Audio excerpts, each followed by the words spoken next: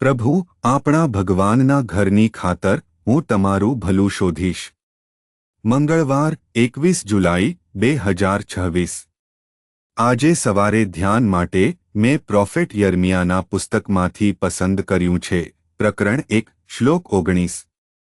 તેઓ તારી સાથે યુદ્ધ કરશે, પણ તને હરાવી શકશે નહીં, કારણ હું તારે પડખે રહી તારું રક્ષણ કરીશ. આ હું યહોવા બોલું છું. સુપ્રભાત મિત્રો. ભગવાન તેના લોકોને બોલાવે છે અને તેમની ઈચ્છા કરવા માટે તમામ પ્રકારની દુષ્ટતાઓ અને જોખમોથી તેમનું રક્ષણ કરે છે. ચાલો આ શ્લોક પર ધ્યાન આપીએ. આ સવારના ધ્યાનની થીમ છે, તેઓ જીતશે નહીં. યિર્મયાહને પ્રભુએ એક ખાસ હેતુ માટે બોલાવ્યો હતો. તેઓ જે રીતે જીવ્યા છે, તેમના દુષ્ટ કાર્યો અને તેમની સાથે શું થશે તે વિશે ઇઝરાયેલના લોકોને જણાવવા માટે. એટલે કે શક્તિશાળી બેબીલોન તેમને લઈ જશે અને તેઓ ઘેરાબંધી હેઠળ હશે. પરંતુ પછી રાજા, મંત્રીઓ અને બધા લોકો ચોક્કસપણે આ થાય તેવું ઈચ્છતા નથી.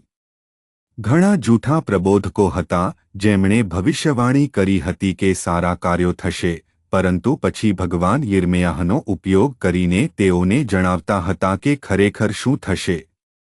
તેથી ઈશ્વરે યિર્મયાહને લોકોને પોતાનો શબ્દ કહેવા તૈયાર કર્યો, ભલે તે તેમની વિરુદ્ધ હોય. અને ખરું કે ઈશ્વર જાણતા હતા કે યિર્મયાહને મારી નાખવા માટે ઘણી શક્તિઓ હશે, કેમ કે તેમણે તેઓને જે જોઈએ છે તે કહ્યું ન હતું. અને તેથી ભગવાન યર્મિયાને કહે છે કે તે તેનું રક્ષણ કરશે.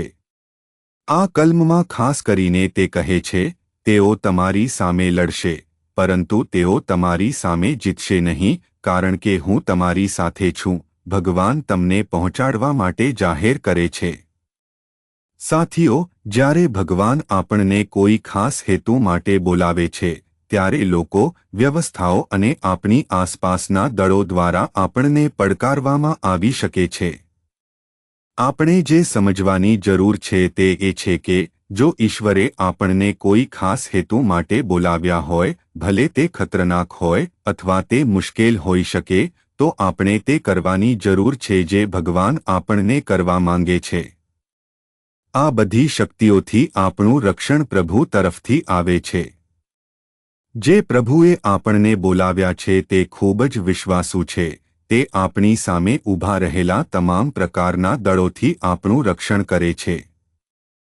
તેથી ચાલો આપણે હંમેશા તે કરીએ જે ભગવાન ઈચ્છે છે, તેનો મહિમા કરવા અને તેના મહિમા માટે તેની ઈચ્છા કરવા. પ્રાર્થના. કૃપાળુ ભગવાન, આપણા સ્વર્ગીય પિતા, અમે તમારો આભાર માનીએ છીએ, તમારી પ્રશંસા કરીએ છીએ, તમારું સન્માન કરીએ છીએ.